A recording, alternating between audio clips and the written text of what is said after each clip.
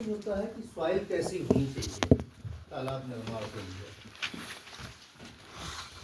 रेतीली ना हो, बजरीली ना हो, ककरीली ना हो, ये तीन चीज़ें नहीं होनी चाहिए। क्योंकि इन तीन चीज़ों में रेतीली, बजरीली, ककरीली है तो इसमें क्या है, पानी का रिसाव बहुत ज़्यादा होता है। तो आप पानी आज भर रहे हैं, कल वो रिस जाएगा। रेतीली बजरीली और दो रेतीली बजरीली और रेतीली बजरीली जो कंकड़ होते हैं, ककरीली बोलते हैं, आपकी भाषा में ही बोलते हैं।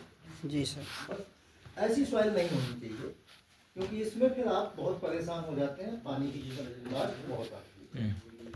तो तालाब बनाने के लिए सबसे बढ़िया चिकनी दोमट मिट्टी मानी जाती है। चिकनी दोमट मिट्टी तो अब तीसरी चीज आती, तालाब कैसे बनाना चाहिए, किस प्रकार का बनाना चाहिए। तालाब हमेशा आयताकार बनाना चाहिए।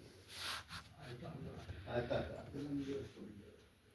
कि 2:1 रेशियो बनाना चाहिए। कि अगर आप 1 एकड़ का तालाब बना रहे हैं तो 45 मीटर लंबा, 45 मीटर चौड़ा, 90 मीटर लंबा, ये होना चाहिए। इस तरीके से आपका तालाब का तालाब को हमेशा एक आप लोग पढ़े होंगे कि ना, कि पूरा पश्चिम दिशा में ही बनाने को बोलते हैं।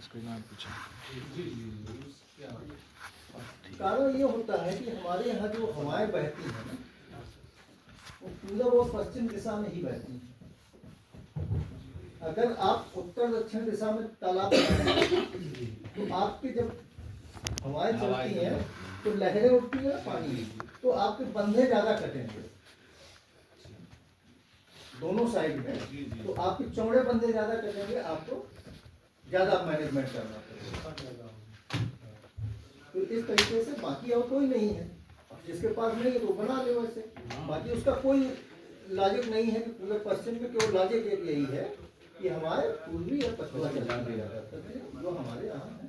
तो जब ज्यादा चलती है तो लहरें तालाब को काटती हैं ज्यादा। जब बड़ी लहरें होंगी तो पूरा बंधा काट देती हैं, तो वो तो जो लंबाई वाला बंधा वो ज्यादा चौड़ाई वाले बंधा में होगा तो आप मैनेज कर ले जाएंगे इसी तरीके से। ये है उसका मेन रीजन, बाकी और कुछ नहीं है।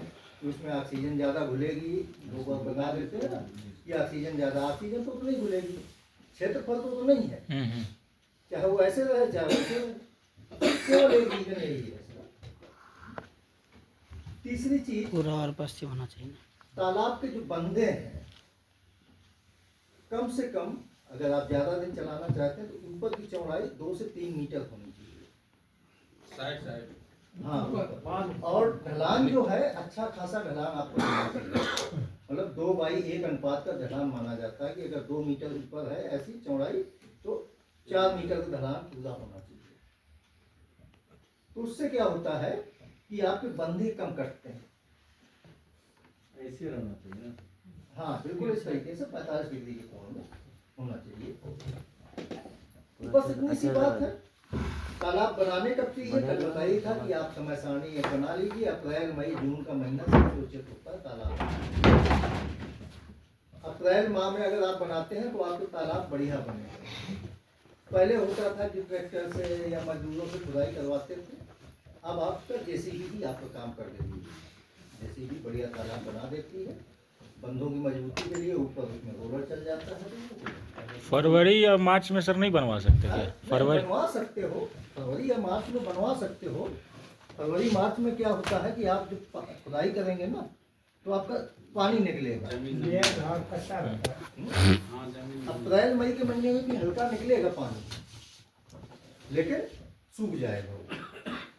और दूसरी चीज क्या है कि अप्रैल मई जून के महीने में जब आप खुदाई करते हैं तो तलहटी से जो हानिकारक गैस निकलती है वो सब अवक्षेपित हो जाती है।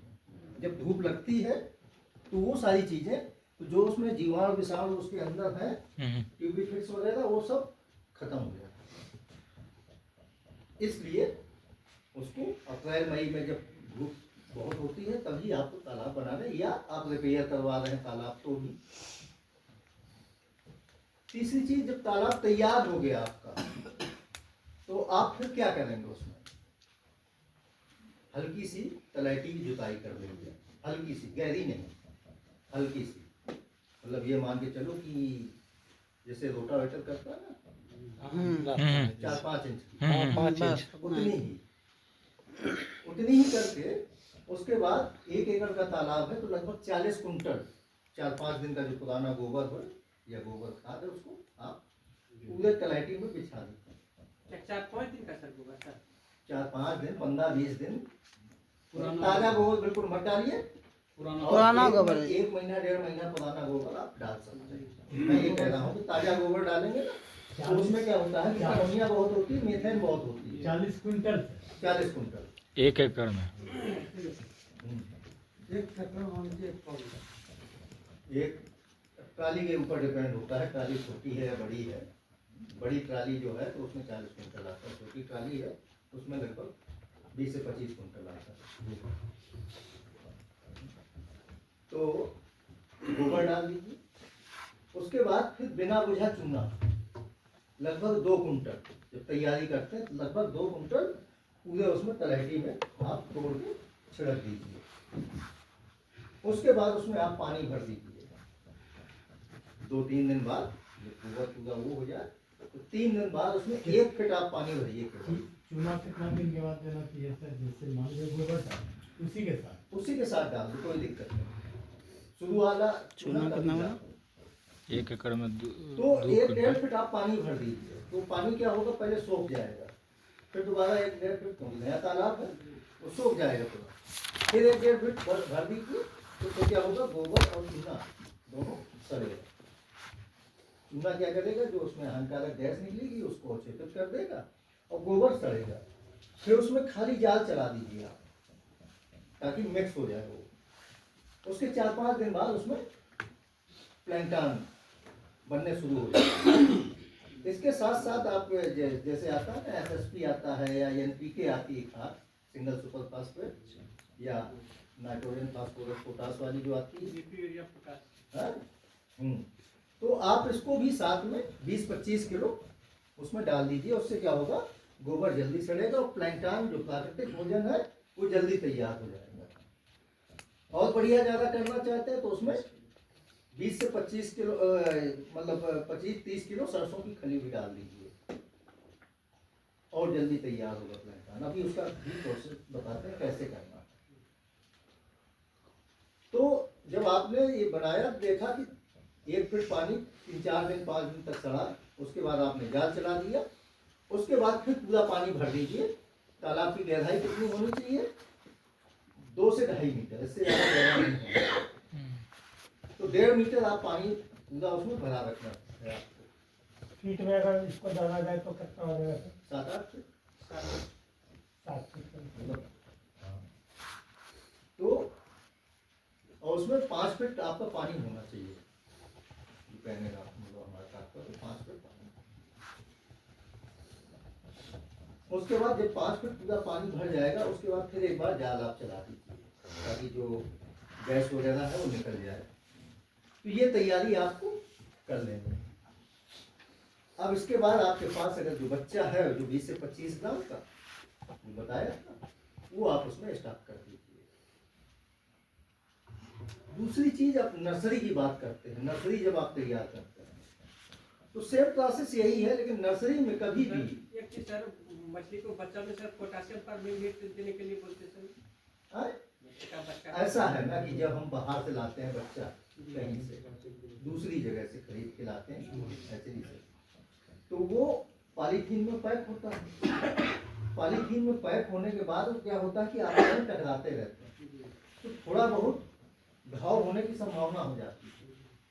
तो जब हम बच्चा को तालाब में डालते हैं तो थोड़ा पोटेशियम परमैंगनेट का लाल दवा का घोल बना लेते हैं, मतलब ये मान के चलो 5 मिलीग्राम प्रति लीटर का। तो लगभग 15-20 लीटर का घोल बना लिया आपने, उसमें बच्चा डुबो के डाल दिया, 2 मिनट 3 मिनट उसमें रखा, उसके बाद तालाब में छोड़ दिए।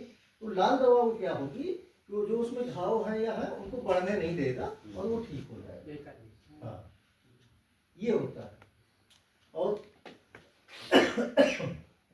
नर्सरी तालाब की जब हम बात करते हैं कि नर्सरी तालाब तैयार करना है तो कई जगह बताया जाता है ना कि उसमें भी गोबर डाल दो, उसमें भी चूना डाल दो, उसमें भी खली डाल दो सरसों की, उसमें भी ऐसे पानी भर के और 15 दिन पहले आप तैयारी कर लो।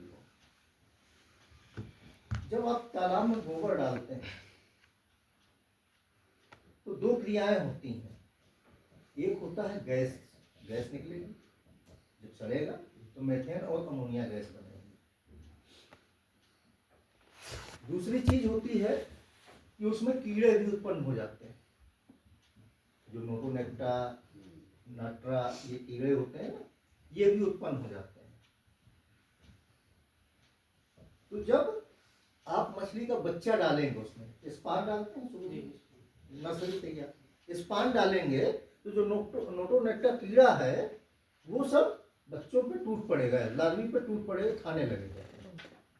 दूसरा जो उसमें हानिकारक गैस बन गई अमोनिया और मीथेन, तो मतलब ऑक्सीजन की कमी हो जाएगी।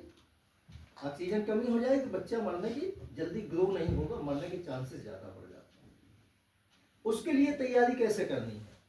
उसके लिए आपको पहले तालाब में पूरा साफ, नर्सरी तालाब को सुखा के सफाई कर लेनी है, साफ कर लेना है। उसके बाद उसमें पानी भर देना है, चूना डाल देना है खाली।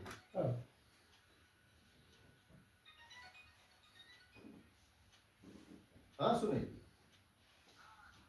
न, हाँ लेक्चर ले रहे थे, अभी अभी करते कहाँ होगी? हाँ अभी 5-10 मिनट बाद बात करता हूँ। ठीक ठीक ठीक ठीक ठीक।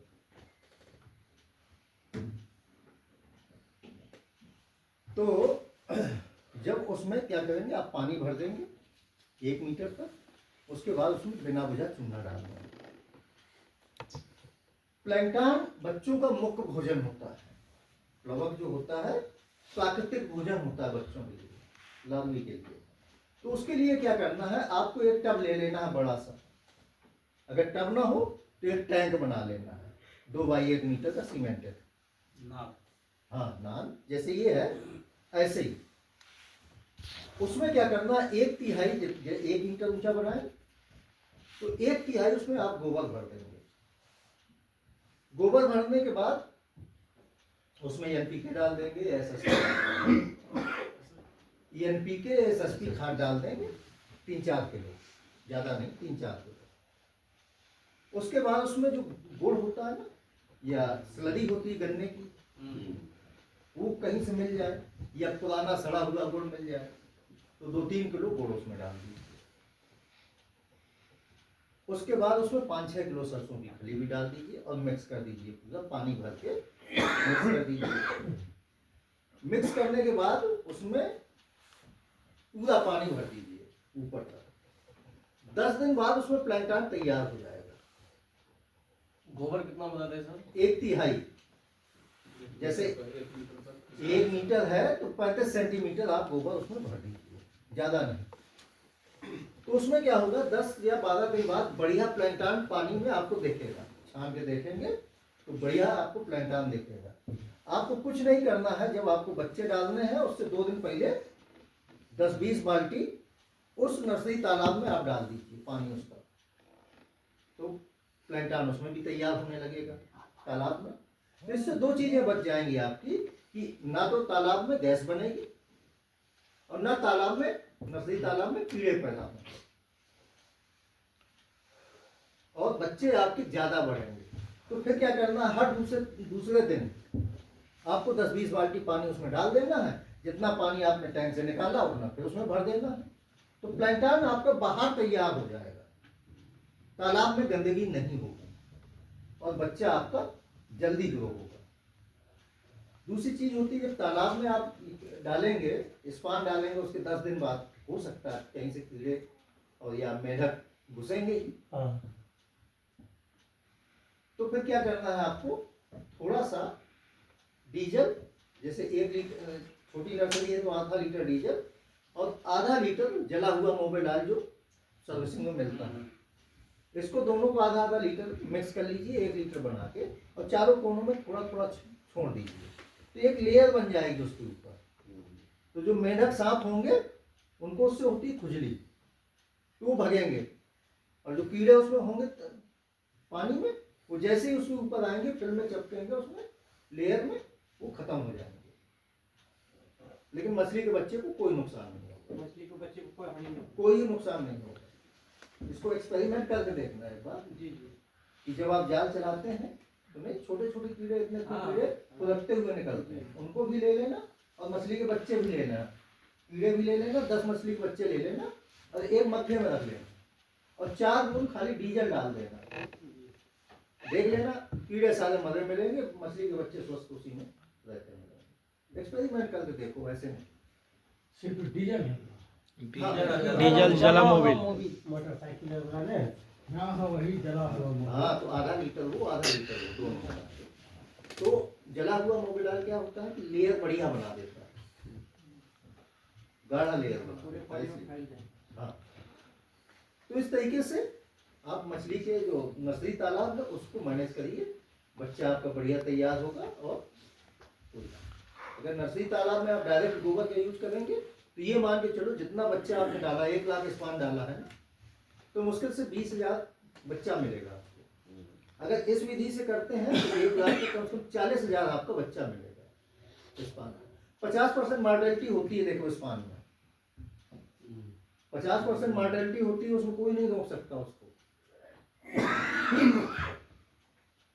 एक एकड़ के तालाब के लिए कितना बड़ा नर्सरी होना चाहिए? 1 एकड़ तालाब के लिए जितना बड़ा ये कमरा है ना, ये हाल है, इतना बहुत सफिशियंट है।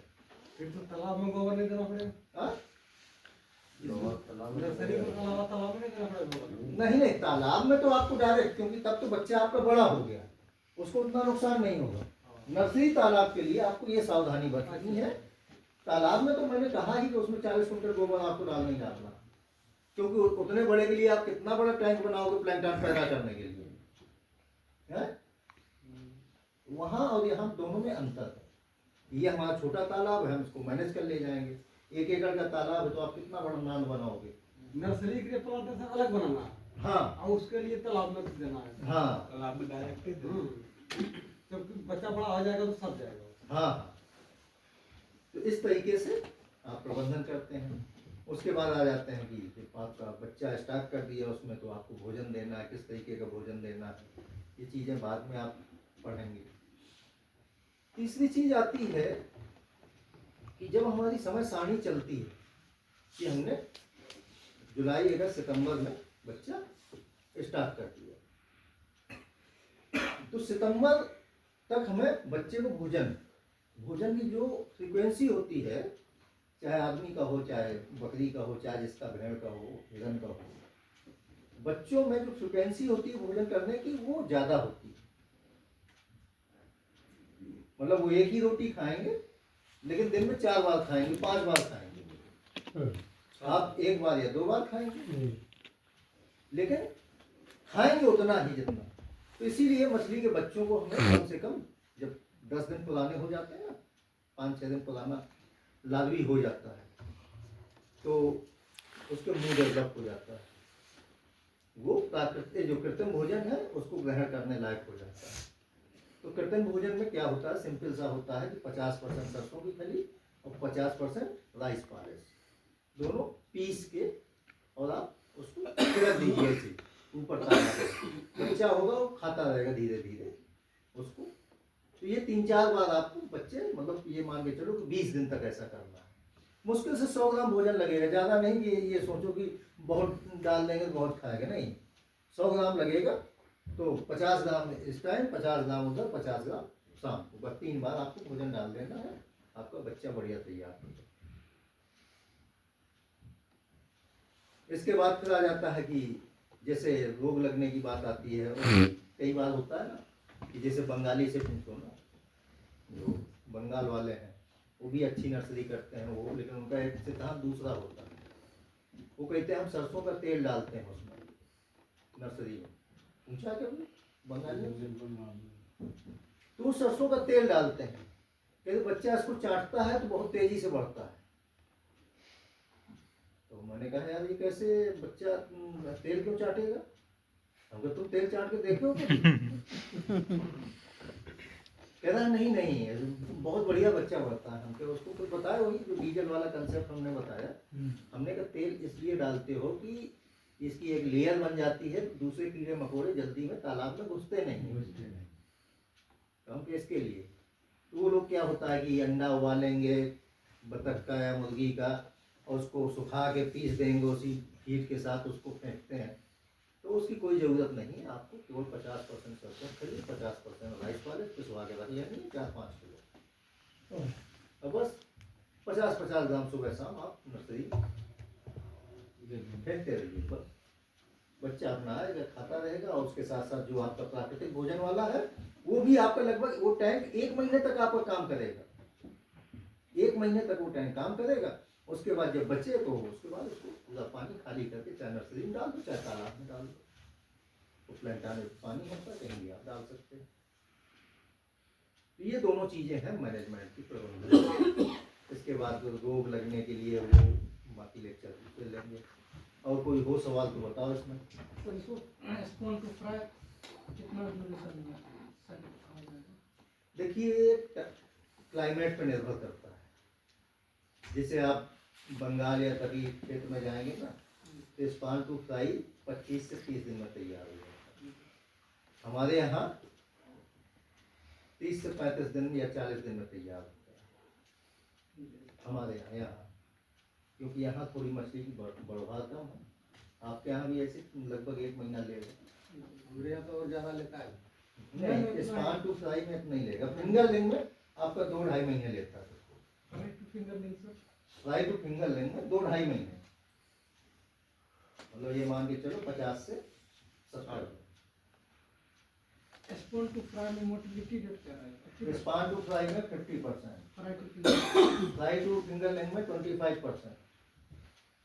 और fingerling to yearling तब वो मुश्किल से मतलब 5 से 10% हो जाता है। कभी कभी फ्लक्चुएशन नहीं जल्दी नहीं होता है। जब मैं तालाब में दे देगा तो हाँ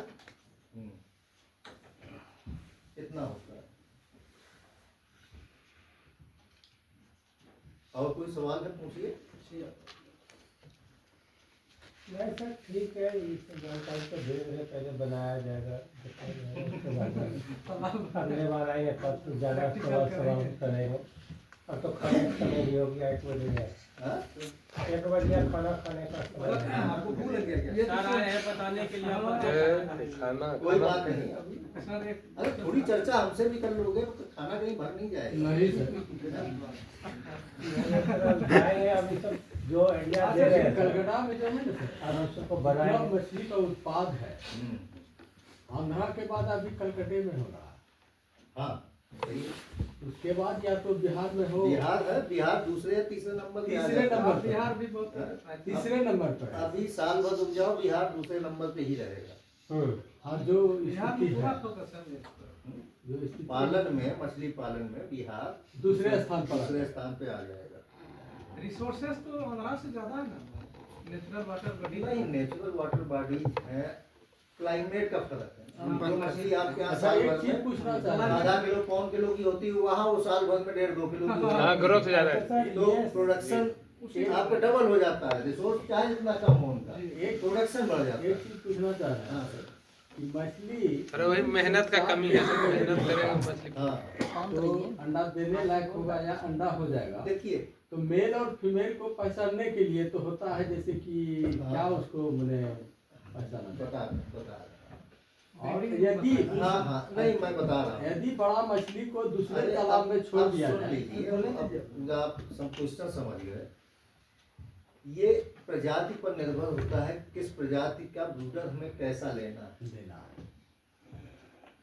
जैसे रोहू कतला नयन जिसे मृगल कहते हैं, कॉमन कार्प, कॉमन का इनका ब्रूडर 1 से 2 केजी का बढ़िया होता है। 1 से 2 केजी का। ग्रास कार्प का ब्रूडर 2 केजी से ऊपर का बढ़िया होता है, 2 केजी से 5, 6, 7, 8 केजी तक। सिल्वर कार्प का जो ब्रूडर होता है 1 से 2 केजी का, इसका भी बढ़िया होता है।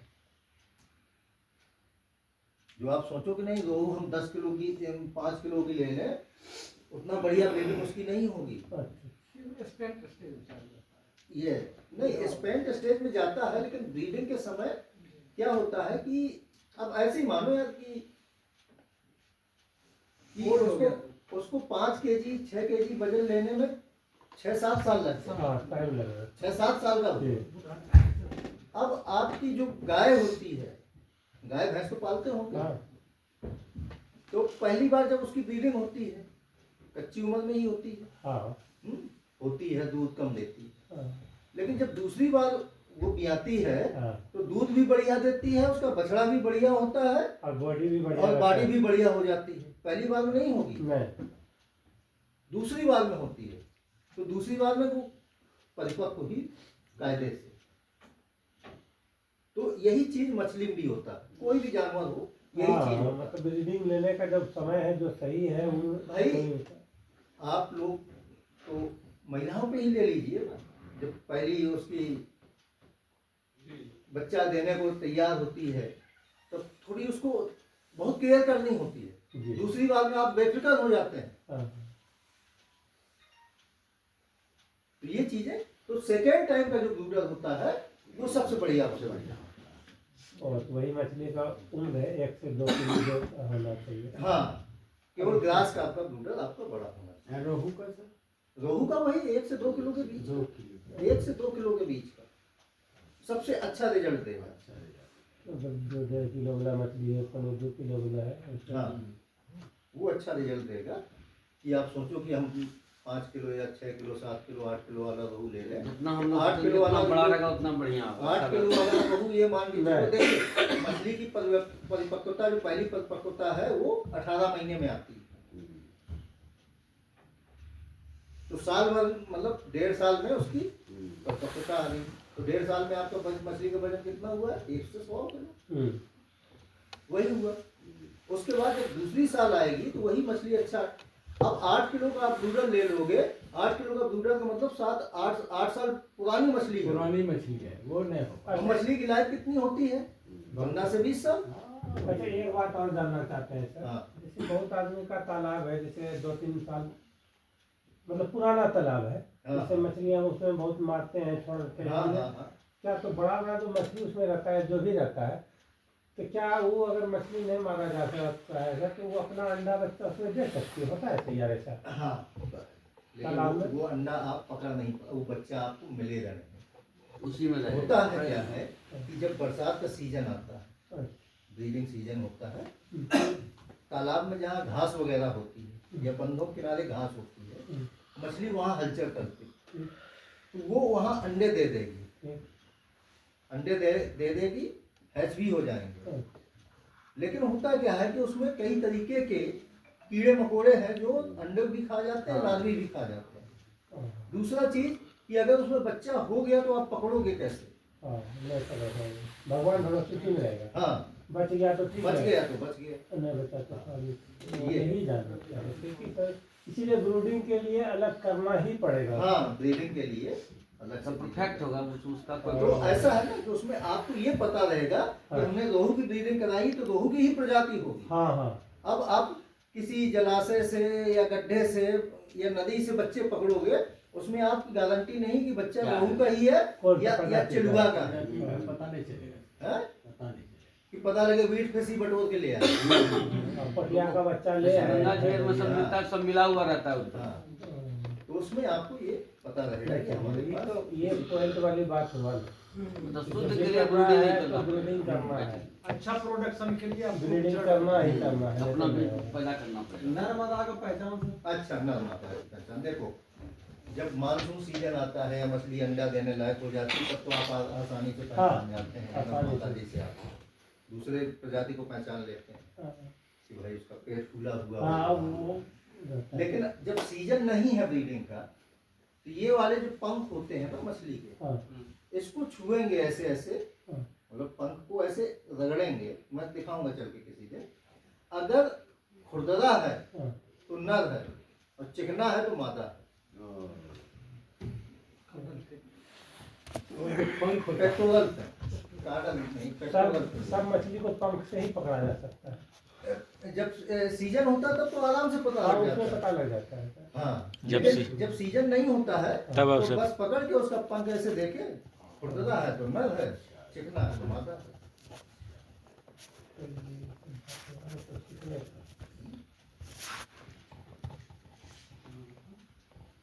पंख उसका पकड़ने के बाद वो कितना लगता है ना, ऐसे में कांटा हम काटा सब होता है। हैचरी में जो ये करते हैं तो हम्म, बच्चे को निकालते हैं हम्म।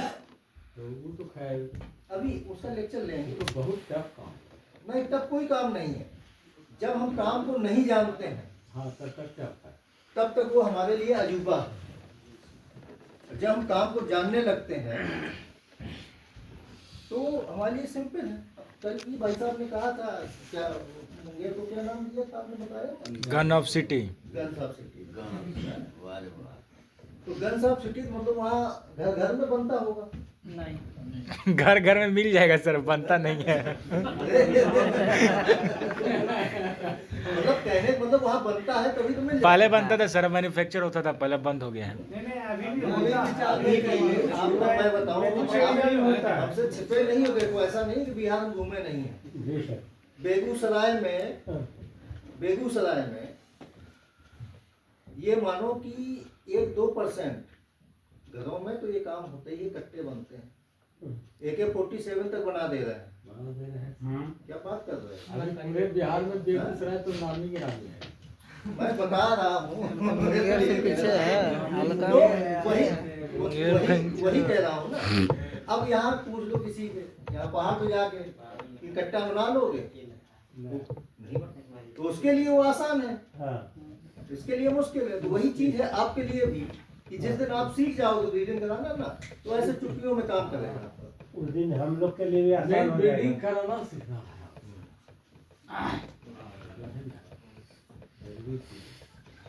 एक महीने। चलिए समझाना होगा। ठीक ठीक।